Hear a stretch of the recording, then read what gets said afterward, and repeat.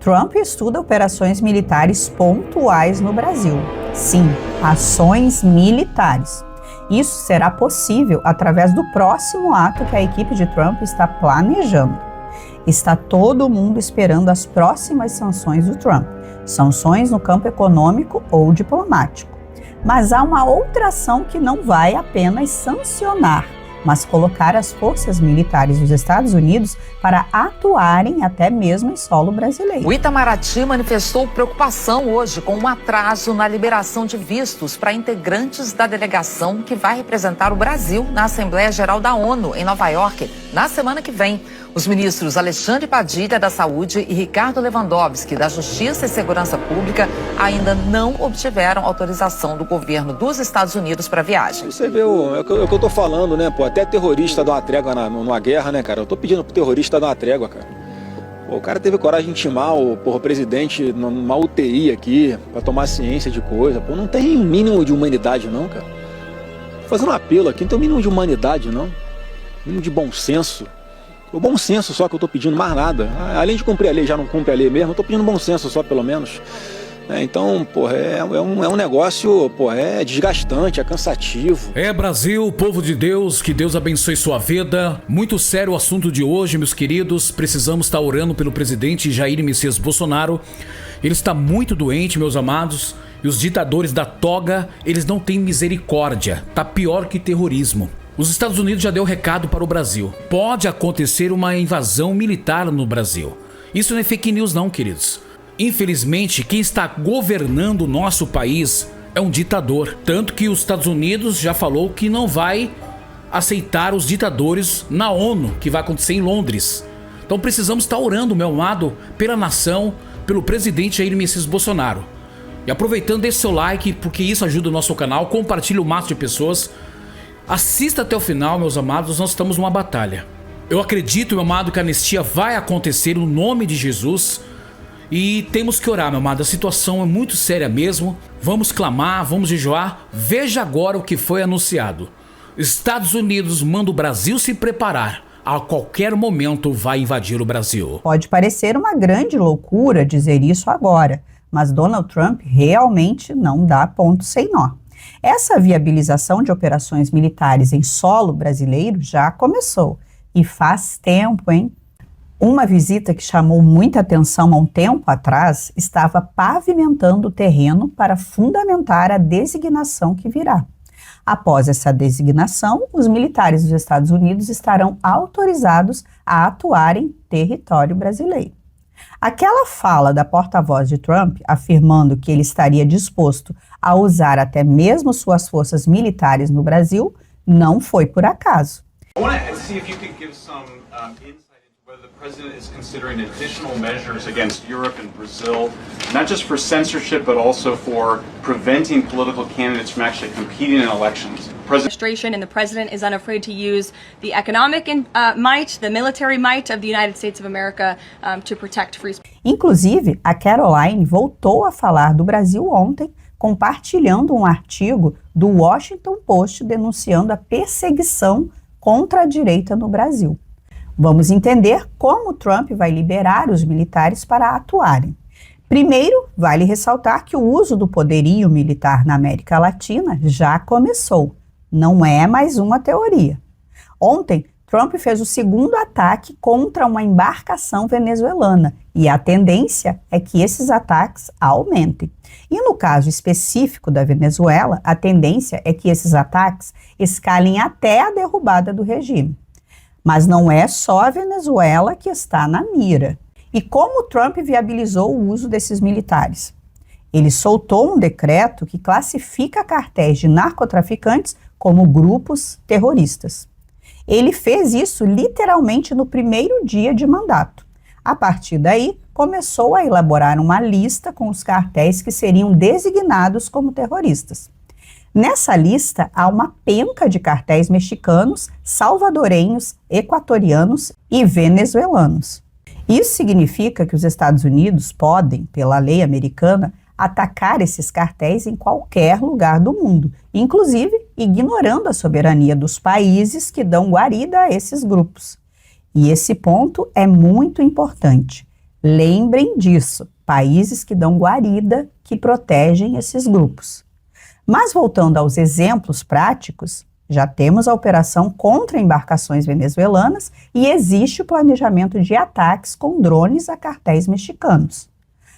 Agora vamos voltar um pouquinho no tempo. No dia 5 de maio, um sujeito chamado David Gamble estava fazendo uma visitinha a um determinado país. David Gamble é chefe do departamento que comanda as sanções. E onde ele estava no dia 5 de maio? Aqui no Brasil, visitando o presidente da comissão de, adivinhe, Comissão de Segurança Pública. Ele visitou Flávio Bolsonaro e coletou um extenso dossiê com detalhes sobre o Comando Vermelho e o PCC. Chegou a questionar um técnico do Ministério da Justiça sobre qual tratamento eles davam a essas facções. O funcionário do ministro Lewandowski bateu o pé e disse que esses traficantes não podem ser enquadrados como terroristas. Os emissários de Trump questionaram, pois esses grupos chegam a controlar território aqui no Brasil, assim como qualquer guerrilha no mundo, e guerrilhas são classificadas como terroristas. Mas o governo brasileiro insistiu que eles não podem ser tratados como terroristas. Só um detalhe aqui. Vocês repararam que só 2 ministros do Lula foram sancionados até agora? Um deles é o Padilha, por conta do Mais Médicos e da exploração de mão de obra escrava dos cubanos. Mas o outro ministro é o Lewandowski. Vocês não pararam para se perguntar por que o Lewandowski foi sancionado com a perda de visto? Por que ele antes dos outros? A resposta está justamente no fato dele ser o ministro da Justiça que se negou a classificar esses narcotraficantes como terroristas. Essa é uma ação paralela à Operação de Salvamento da Democracia. Essa operação tem a ver com o combate ao narcotráfico no continente americano. E o Lewandowski foi visto como um sujeito que está dando guarida a esses terroristas. Por isso, ele perdeu o visto. E perder o visto é só a porta de entrada para a infinidade de desgraças que um inimigo dos Estados Unidos pode sofrer. O diretor do grupo de consultoria estratégica Eurásia, Christopher Garno, afirmou para a BBC que eles mapearam a classificação do PCC como grupo terrorista em um cenário próximo. Segundo o diretor, essa ação não está atrelada ao julgamento do Bolsonaro em si, mas ao combate ao narcotráfico, como já falei. Após essa classificação, as Forças Armadas dos Estados Unidos estarão autorizadas a atacar qualquer estrutura do PCC militarmente. Atacar mesmo em território brasileiro, caso os comandantes militares americanos achem conveniente. Isso significa a liberação dos militares americanos para operações em solo brasileiro.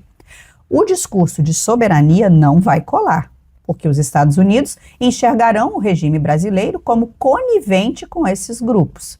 E olha que se quiserem usar manchetes atuais mostrando Lula ao lado de integrante do PCC na favela do Moinho, o argumento fica mais sólido. Em Manaus, Lula fez um encontro no qual Gustavo Petro defendeu a legalização da cocaína. Cocaína. Amanhã, se a cocaína fosse legalizada no mundo, não haveria essa destruição da selva amazônica. Esse é um tema de discussão. A América Latina também deveria discutir. E quantas pessoas morreu na América Latina, começando pela Colômbia, porque legalizaram a maconha? Esse tipo de comportamento pode acabar colocando o governo em uma situação mais grave do que já se encontra. E vejam como nada é coincidência. Ontem aconteceu um atentado contra um delegado aposentado que estava na mira do PCC. O atentado ocorreu na Praia Grande, em estilo cinematográfico. Hoje já pegaram um dos elementos que tiraram a vida do delegado. O DERIT fez uma coletiva e, durante ela, fez questão de chamar o atentado de atentado terrorista. É possível, todos que participaram desse atentado terrorista, porque é isso que aconteceu contra o Dr. Rui, serão punidos severamente por isso. O recado é claro, nós reconhecemos o PCC como terrorista, mas o governo do PT protege esses criminosos. O uso da palavra terrorista legitima qualquer ação dos americanos. Só uma ressalva: quando se fala em operação militar, não é muito provável uma operação em larga escala, mas sim operações pontuais, como ataques aéreos. Mas se tratando de Trump, não dá para cravar nada. Vai que o homem resolve mandar um porta-aviões para o Lago Paranoá. Vindo dele, tudo é possível. O ministro da Defesa se pronunciou sobre o risco de uma ação militar dos Estados Unidos contra o Brasil. Múcio afirmou que está acompanhando, mas não acredita que chegue a tanto, pois os países possuem uma amizade antiga. Bem, se for por esse critério, ninguém imaginaria o Brasil sendo sancionado pelos Estados Unidos até 2 anos atrás. Mas ele continua e diz que o Brasil é um dos principais beneficiários do programa militar que permite a venda de equipamentos usados. Acho que ele deveria usar o verbo no passado, pois esses contratos militares serão suspensos. Mas o bom de tudo isso é que mostra que o governo é bem devagar. Ano passado tinha ministro rindo quando se falava de sanção. Agora temos o ministro da Defesa minimizando um risco militar. O tempo dirá até onde eles vão. A análise da consultoria aponta que essa classificação de terrorismo viria em meses. Então, a liberação para os militares americanos atuarem no Brasil viria em meses. Mas as sanções já estão logo ali. Ontem eu trouxe a transcrição da fala do Rubio, mas hoje já temos o vídeo. The response there is that the rule of law is breaking down. You have these activist judge, one in particular, that not only has gone after Bolsonaro, by the way, he has tried to carry out extraterritorial claims against even American citizens or against someone posting online from within the United States, and has actually threatened to go even further in that regard. So there's going to be a U.S. response to that, and that's what we'll have some announcements in the next week or so about what additional steps we intend to take. But it's not, the trial is but one more chapter of a growing sort of judicial oppression campaign that has tried to reach American companies and even people operating out of the United States. O grande temor do Lula é ser sancionado enquanto estiver nos Estados Unidos para a Assembleia Geral das Nações Unidas. Não restam dúvidas sobre as sanções. Porém, agora começa a se criar um clima de que as ações podem ser piores do que as pessoas estão imaginando. Até então, esperava-se mais Magnitsky, fechando o cerco financeiro contra Moraes, indo atrás da família e do Instituto Lex. Também se espera punição contra o Banco do Brasil e mais perdas de visto. Porém, o governo brasileiro teme que venha alguma surpresa da parte do Trump, algo que ninguém esteja esperando. Bem, a única coisa que podemos fazer é aguardar ansiosos. ONU declara pela primeira vez que Israel comete genocídio em Gaza. Logo na semana da ofensiva crucial para a eliminação do Hamas na faixa de Gaza, a Organização das Nações Unidas resolveu acusar Israel de crime de genocídio. A declaração é resultado de uma comissão de inquérito comandada por Navi Pillay. Israel repudiou o relatório de 70 páginas da ONU e afirma que isso tudo não passa de narrativa do Hamas. A ofensiva israelense é crucial para a vitória total na guerra contra o Hamas. A Espanha cancela acordo de 4,4 bilhões de reais em armas com Israel por conta de sua luta em Gaza. O primeiro-ministro socialista, Pedro Sánchez, ainda pede que Israel seja excluído de competições esportivas internacionais. Donald Trump entrou com uma ação bilionária contra o The New York Times. Estamos falando de um pedido de indenização de 15 bilhões de dólares. A vitória de Trump nessa ação de reparação de danos à sua imagem significaria a falência do jornal. Trump já obteve vitórias contra outros grupos de mídia que o difamaram. É importante ressaltar que a ação de Trump é baseada na intenção deliberada do jornal em mentir para manchar sua imagem. No processo, Trump mostra que o jornal já tinha acesso às informações verdadeiras, mas preferiu publicar mentiras difamatórias. Então, não é um ataque à liberdade de expressão.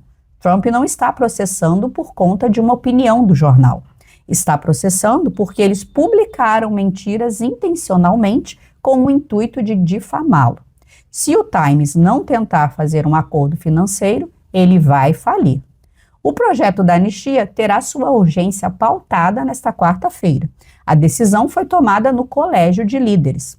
Há muita expectativa para a aprovação dessa urgência. Sendo aprovada amanhã, já é meio caminho andado para a aprovação do texto. Você vê, é o que eu tô falando, né, pô, até terrorista dá uma trégua numa guerra, né, cara? Eu tô pedindo pro terrorista dar uma trégua, cara. Pô, o cara teve coragem de intimar o presidente numa UTI aqui, pra tomar ciência de coisa. Pô, não tem um mínimo de humanidade não, cara. Tô fazendo um apelo aqui, não tem um mínimo de humanidade não. Mínimo de bom senso. O bom senso só que eu tô pedindo, mais nada. Além de cumprir a lei, já não cumpre a lei mesmo, eu tô pedindo bom senso só, pelo menos.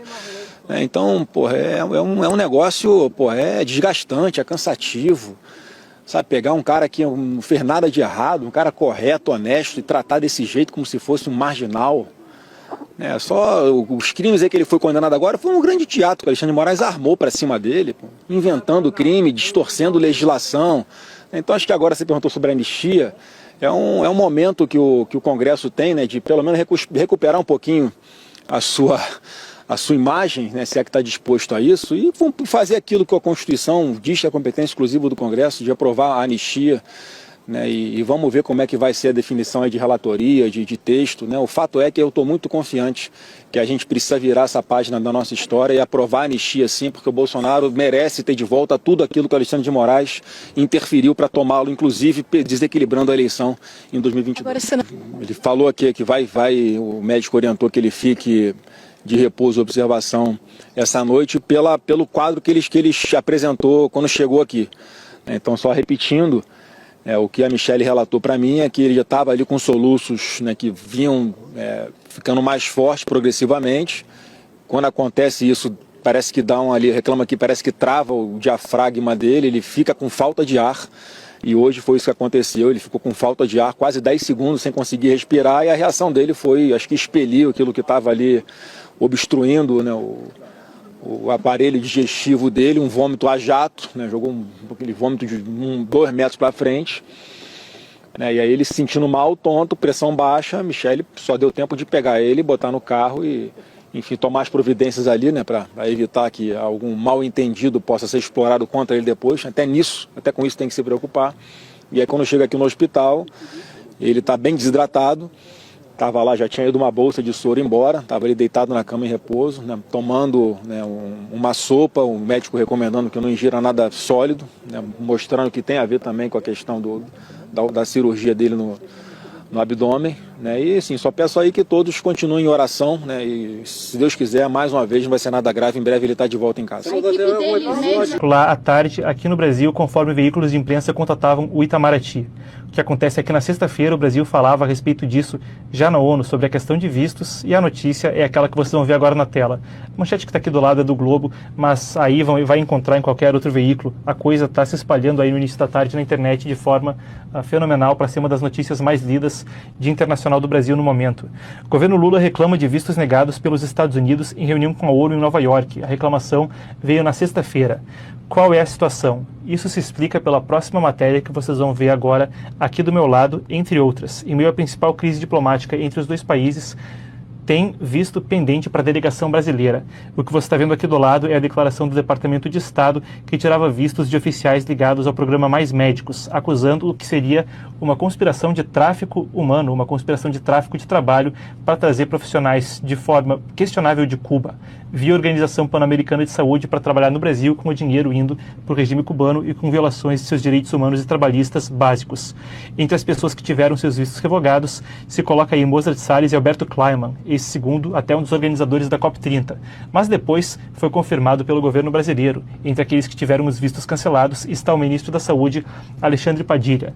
Enquanto as listas de quem tem o visto cancelado ou não são públicas, o incômodo fica conforme no dia 23 o Brasil deveria abrir os discursos, abrir os trabalhos na Assembleia Geral da ONU. Na próxima terça-feira, não essa, daqui a 8 dias então. Acontece que a delegação não está então com todo mundo pronto para ir para os Estados Unidos. O Brasil tradicionalmente é sempre o primeiro país a falar na reunião de alto nível da Assembleia Geral da ONU, mas em meio à principal crise diplomática entre os dois países, essa agora é a situação. E isso não passa só pelos vistos, claro, de membros do ramo executivo. Conforme em meio à crise diplomática, há também sanções de visto contra um grande número de membros do Poder Judiciário. É estimado que 8 ministros da Suprema Corte tenham seus vistos retidos. Como a gente disse, a lista oficial não é pública, mas essa é a apuração que a gente tem. Nação, povo de Deus, você viu o vídeo, é muito sério. Meus queridos, o Brasil precisa da sua oração. Cadê os intercessores do meu canal? Vamos estar orando pelo presidente Jair Messias Bolsonaro, porque nós sabemos, meu amado, que as trevas, os demônios, querem ceifar a vida do presidente. E isso que está acontecendo é pior do que terrorismo. O Bolsonaro indo para o hospital e o ditador da toga em cima dele. Nós sabemos, meu amado, que as trevas, os feiticeiros, satanistas, querem que o Bolsonaro esteja morto. Esta é a realidade. É por isso, meu amado, que Deus está usando o Trump para ajudar o Brasil. Meus amados, isso aqui não é fake news. Muitas coisas estão acontecendo. Eu sei que muita gente não acredita mais, mas eu acredito.